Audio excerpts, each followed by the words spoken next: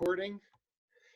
And again, good morning, guys. It is Tuesday, March 31st. We're going to look at Chapter 15, interest groups. Interest groups and social movements is what we're looking at. And those notes, again, are posted on the Unit 5 page. They are posted on the announcements, and they are posted on the remote learning page. So let's click here.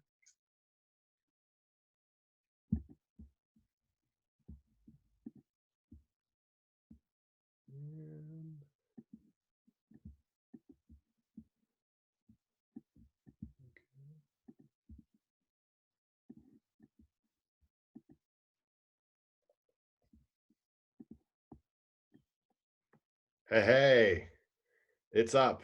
All right. Well, if you already took a second to go through the chapter, you're going to realize that, like, to spend a week, let alone 2 weeks, on interest groups alone, really, there's not a ton of content in there. And I've done my best to boil this down to the absolute essentials, those need to knows. So again, if you found these, you're more than welcome to follow along. But in the idea of linkage institutions, so we looked at elections, we looked at political parties. Next week, or on Thursday, we'll look at the media.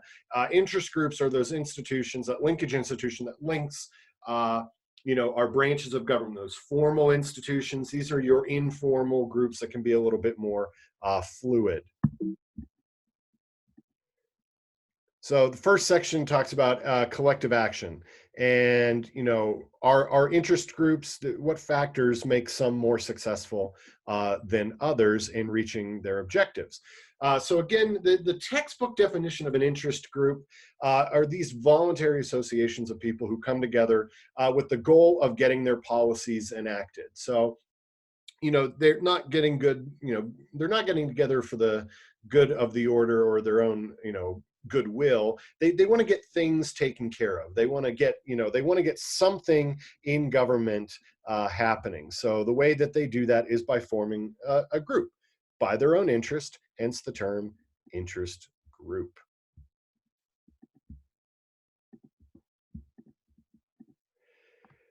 And then your book adds this social movement, groups that educate the public and put pressure on policymakers in an effort to bring about societal change. Um, you can I you can see this as a symbiotic relationship, that interest groups kind of lead towards these social movements, and social movements are kind of born out of the intention of an interest group, that they can, if things start to gain popularity or kind of gain a little traction within government, that's what this is going to do. So this first cartoon in here, one of the examples the textbook gives is talks about net neutrality. So a little background on what net neutrality means. That means if I go, imagine your home internet, not school, obviously, but your home internet. If you go in and you type in a web address, it's going to take you to that website, whether it's Netflix, whether it's Amazon, or whether it's a personal website that you've set up on your own servers. Net neutrality basically means that you have access to go to whatever website that you want to, and that any website that you create or that is created can have equal access or equal opportunity to be presented.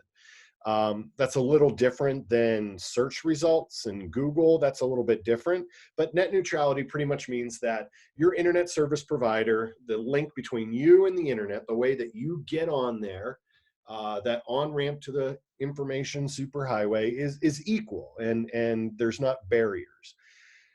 What net neutrality is talking about, and this is using that road sign, we use the information superhighway. Here's the sign: internet net neutrality ends here, and it looks like they're shoving all of the traffic to this one side. And it says these big trucks are representing big companies, and they say, well, it works for me.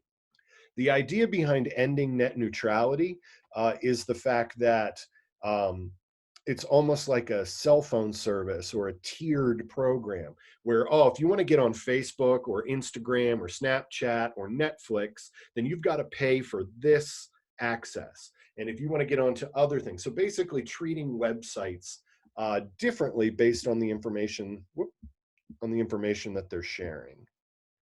So I saw a chat box come up, but I don't know how to So if you had a question, I don't know why it's not popping up for me. Let's see. There it is. Oh, Google, yeah. um, so yeah, so when you're looking at net neutrality, that would be one of those things where interest groups are trying to say like, well, big companies should have more access or different access than everyone else running a smaller website. So that's one of the examples that your textbook and good old Karen Waples gives you. So again, when you start to look at interest groups, this is where we start to see Federalist 10.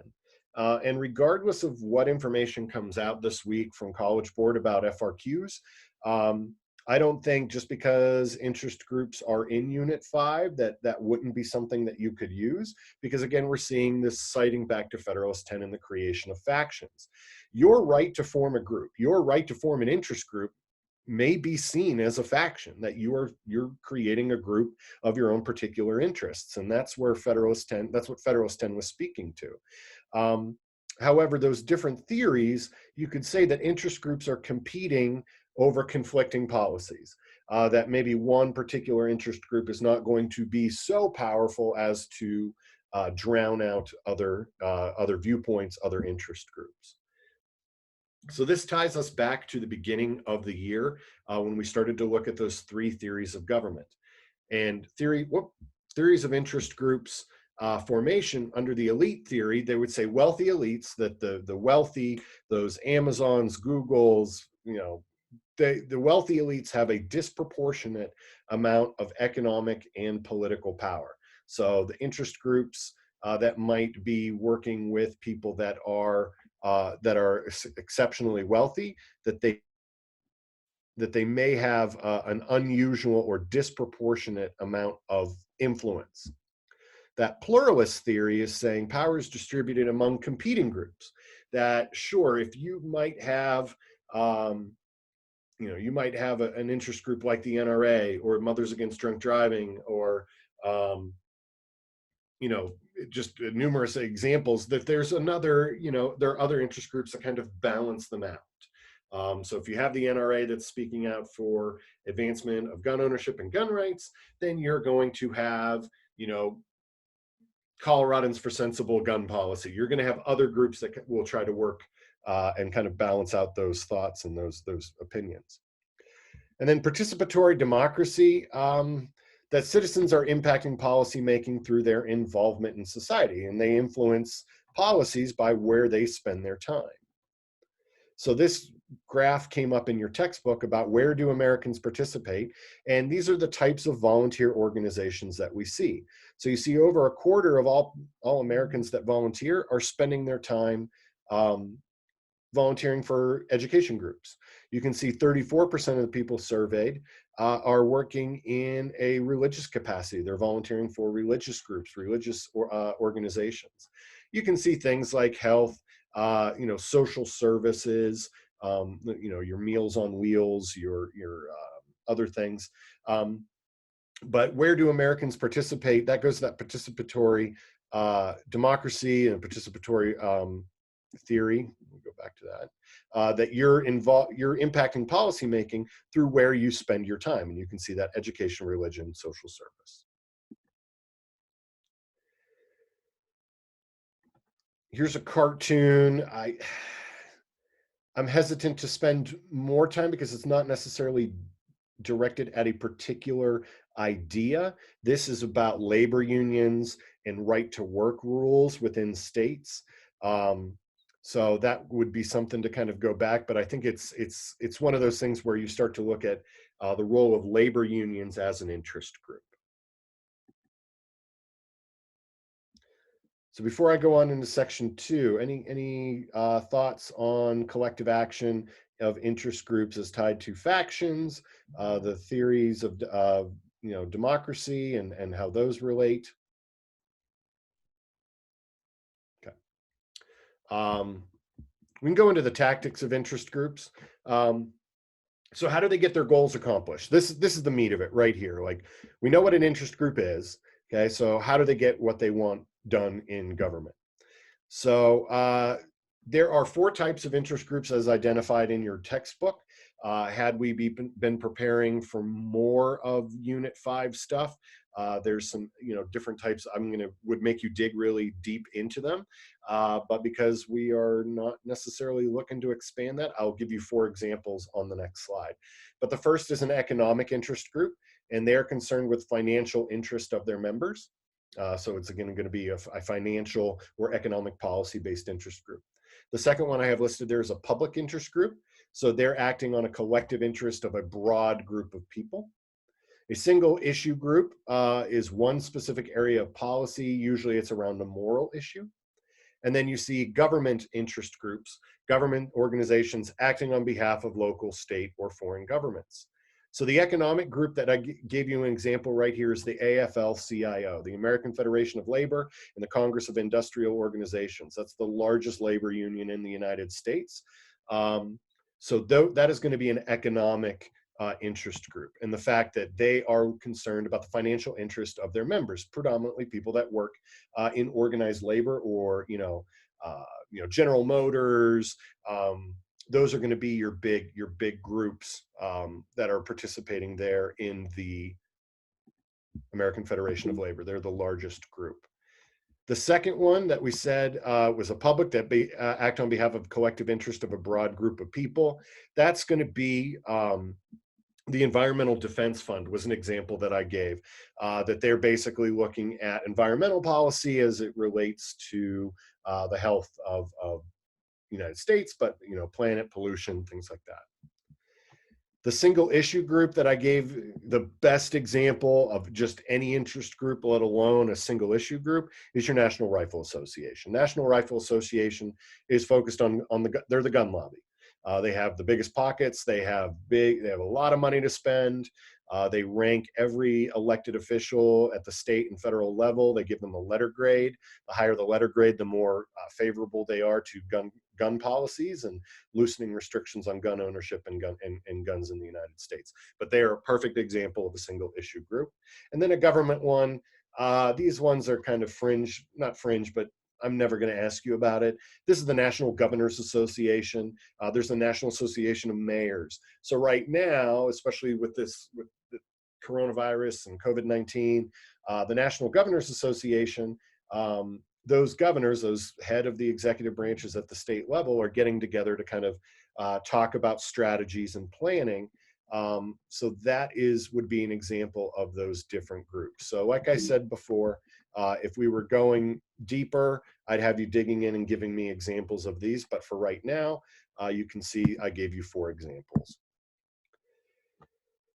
Here's one here. They call it the free rider problem. And they basically say individuals may enjoy benefit of the actions of an interest group without contributing. I think of it like the PBS model. Rocky Mountain PBS does their little fundraising campaigns, and they're like, oh, if you make a donation, we'll give you a tote bag. Well, if you don't make a donation, that doesn't mean you lose access to PBS on your television.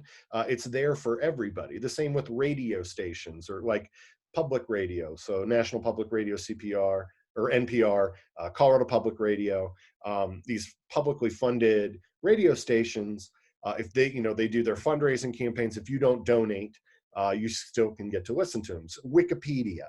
Wikipedia will pop up and say, please donate money to one thing or the other. If you don't donate, it doesn't block it from your internet searches. So that's an example of a free rider, that people that may not necessarily be contributing are benefiting from that. So you can look at the National Federation, or the AFL-CIO, you can look at the NRA, you can look at those interest groups, and some of those interest groups, the benefit that they produce within government is available to everyone, not just the people that are supporting that particular group. That's a kind of a tough concept, but that's one of the biggies, or the boulder, if you will, of this unit, or of this chapter, sorry. Any questions before I dig into lobbying? Okay. Lobbying is going to be, when we talk about interest groups, that's kind of like the naughty word. Lobbying is interacting with government officials in order to advance your goals. So you can be a lobbyist. A lobbyist is a job. There are thousands of lobbyists in Washington, D.C., and they lobby all branches of government. And why this is controversial is because of what they call this revolving door. So let's say I'm elected to the House of Representatives, I serve a few terms there, I make connections with people, I meet other people in other industries, and then when I either lose reelection or I step down and I don't run, then I'm hired by a lobbying firm. Maybe it's big tobacco, maybe it's the alcohol industry, maybe it's guns, maybe it's organized labor, whatever it might be. Um, I then use all of my contacts that I've made while working in government to advance the agenda of that interest group. So that's why it's kind of controversial. You can see, of the one of the databases maintained, it talks about this revolving door. The top 10 organizations hiring people who have come from government. Okay. So you can see the US Chamber of Commerce, Pharmaceutical, National Association of Manufacturers, GE, General Electric, Lockheed Martin, Boeing, Goldman Sachs, Citigroup. So you're seeing financial groups, you're seeing manufacturing groups, you're seeing pharmaceutical, investing, aeronautics, and more than likely your defense contractors. They want to get policies enabled. They want to get money. They want to get those grants. They want to get those spending programs. And the way they're going to do that is hiring lobbyists to come and push their agenda. So that's a good example of kind of where they're coming from. So how do they lobby Congress? Well, a lobbyist would contact members of a representative or a senator's staff, or they're going to try to get in there and have face-to-face meetings. They're going to want to sit down and say, hey, here's a bill coming up. We'd appreciate you voting one way or the other on it. Sometimes lobbyists will prepare reports and present that to Congress to say, here's all the information that will kind of support our position on this issue. Unfortunately, they will write bills. So you have these guys that men and women in Congress, elected representatives, and sometimes they're not writing the bills that they present. Those bills are being written or drafted by members of the public and lobbying organizations.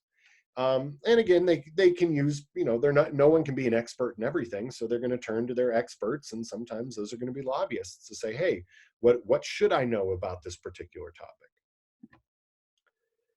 So here's a cartoon here, and the guy says, welcome back, Congress. I hope I lose my reelection in a similar fashion.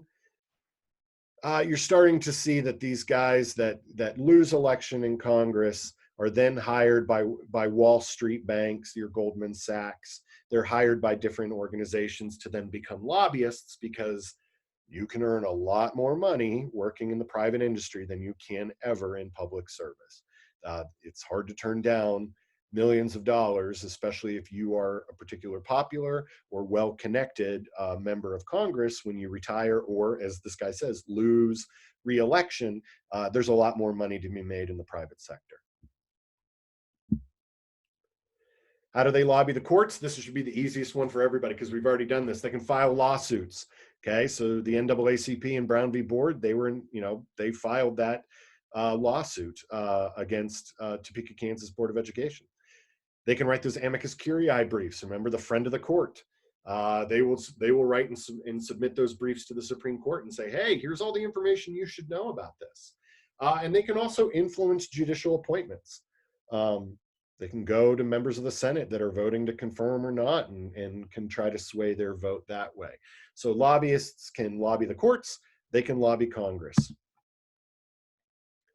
And this becomes a little bit of a review, because we've already talked about this. Gosh, I wish we could spend more time on it, but iron triangles. Again, iron triangle is that agreement between a congressional committee, a bureaucratic agency, and an interest group. So we talked about committees. We talked about it in chapter 3, 4, whatever chapter Congress was. We talked about bureaucratic agencies. So that last chapter right before winter break. So the interest group right now is that third piece in the iron triangle. So again, we drew these, you worked with a partner, you came up with an example of iron triangles that Congress gives funding and support to the bureaucratic agency. The bureaucratic agency supports Congress in policy choices and how the policy gets executed. Interest groups give electoral support. Most often that's money to Congress. They also give congressional support to bureaucratic agencies. So they're going to help congressmen get elected that would be sympathetic to that particular bureaucratic agency. So all of this is, again, that symbiotic relationship between a congressional committee, an interest group, and a bureaucratic agency. Again, the benefits of them, interest groups have specific specialized knowledge. They can help craft effective legislation. They can form new policies. However, sometimes congressmen and they become more interested in satisfying, those interest groups, and they want to be able to get the money from those groups rather than the people that are voting for them. And sometimes that legislation that only benefits interest groups, that's the examples of the pork barrel policies, those things that are kind of slid into all of the laws and things. Interest groups are going to get those little pet spending projects slipped in. Sometimes that's going to be a negative or a drawback of iron triangles. So your takeaways, all three groups benefit from keeping those relationships. The government officials who support issues, empower, and help officials maintain contracts. Sometimes the American public benefits from iron triangles, but oftentimes they don't. I gave you examples of interest groups here. So the American Association of Retired Persons, the American Civil Liberties Union, Christian Coalition, NAACP, National Organization of Women, National Rifle Association, Sierra Club, Greenpeace, Mother Against Drunk Driving. There's a lot of different interest groups here. We gave you your bureaucratic agencies, your alphabet soup groups, and then House and Senate committees.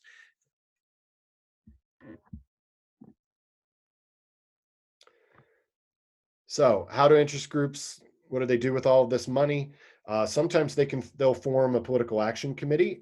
And remember, political action committees can donate directly to the candidates, but they're limited on how much money they can give.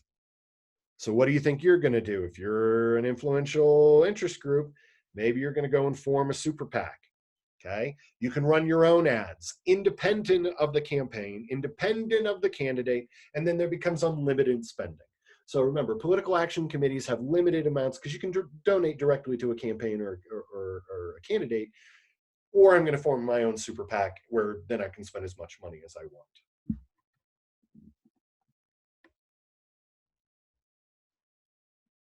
And this social movement is this is the very easiest thing. So I'm even going to skip over this. Okay. When we look at two types of participation, how do people participate in this? There's conventional versus unconventional participation. Again, we talked last chapter, voting is the easiest way. Second easiest way is maybe I'll write a letter. Dear Senator, I think you should vote this way. You're going to contact your representatives. You're going to call them up. You can call their office. Working on campaigns or donating directly to campaigns. Those are all examples of conventional political participation. Okay, so if I'm looking at tactics of interest groups, I'm looking at protest, I'm looking at civil disobedience, those are going to be examples of unconventional political participation. So boycotts.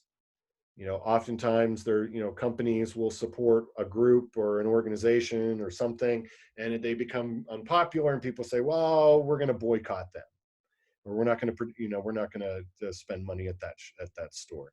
They could do protests, sit-ins, acts of violence. Obviously would be a form of unconventional political participation, but this kind of goes in order. Like boycotts and protests, if you're going to participate unconventionally, that's going to be the way you do it. If you're participating conventionally, you're going to vote. That's the easiest way to do it. So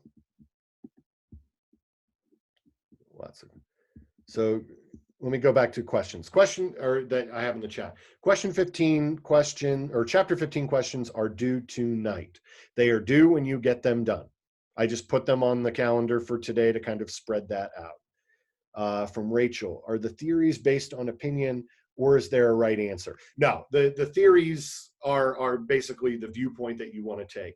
I've seen it where in an argumentative essay, they say, well, select one of the theories of democracy and argue a particular thing. So you'd be pinning your elitist versus your pluralist theories. They're all three viable. It's on what information you want to use to support it. Can I do a house tour, please? I could, maybe when I stop recording, I could do a house tour for the special bonus content for people. Yes, and obviously to anybody that is viewing this, I'm going to post these on YouTube as soon as we're done. So let me just go back here to, let's go through the web or the Canvas page here for today.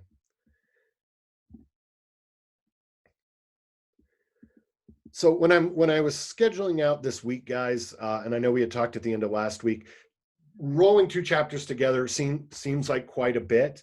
But what I'm finding is going to be probably the best use of our time moving forward, especially into next week, is reviewing for whatever College Board has as far as our structure for the exams. We should know on Friday, we should know test dates, and we should know the structure. We know it's going to be free response, but we don't know how many and if what kind. So that's why I just kind of broke down, looking at the chapter 15 guided reading questions, the FRQs, and the chapter 16 guided reading and FRQ on Friday.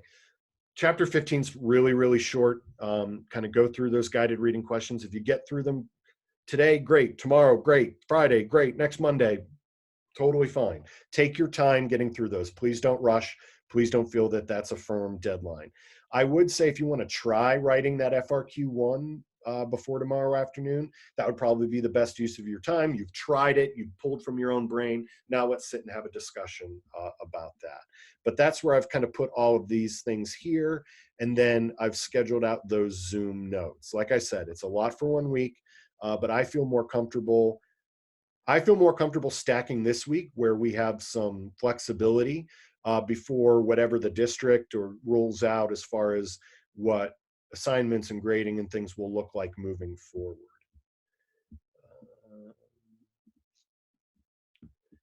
Jordan, do you need us to know specific interest groups? I would say, Jordan, you want to have a couple examples in your back pocket. So if you can say the National Rifle Association and the NAACP are 2 interest groups, that's great. Do you need to know the specific types? I would say in the scope of a test moving forward, probably not right now. That's why I only kind of gave you those examples. The 2 examples. The economic group was the AFL-CIO, the American Federation of Labor. They're concerned with like wages, healthcare for that large labor union. And the public interest group was the environmental group that I had linked there on that second slide. Oh, perfect. Rebecca's already got it. Thanks, Rebecca. Yeah, so any other questions about this? I know, like I said, this week's a lot for 15, 16, but I feel really good about once we put this week and we can close the book really, and then looking ahead into next week, I want to start reviewing units 1, 2, and 3 specifically to preparing you for the exam. So here's my question, and I want you to think about it.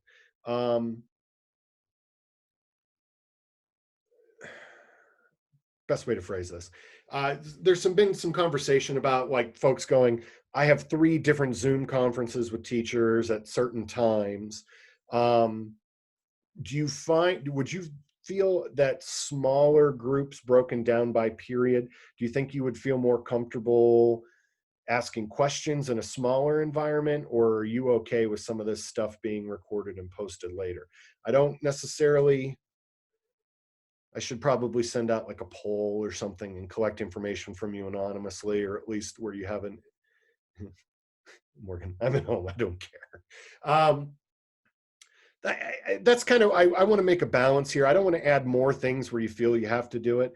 But what I'm kind of looking and anticipating starting next week with these review sessions is starting with something like on a Tuesday to say, here's some things to review, and then coming back to it at the end of the week, and then kind of filling in maybe in the middle, um, maybe I'll do some smaller breakouts in over those days for people if they want to join in there. I'm just kind of thinking out loud. Any other questions, really, guys, right now on interest groups? The things you need to know, I would review the theories of democracy and how they relate to interest groups. I would review the types, the free rider problem, how they actually get things done, and iron triangles. It's not a huge chapter there.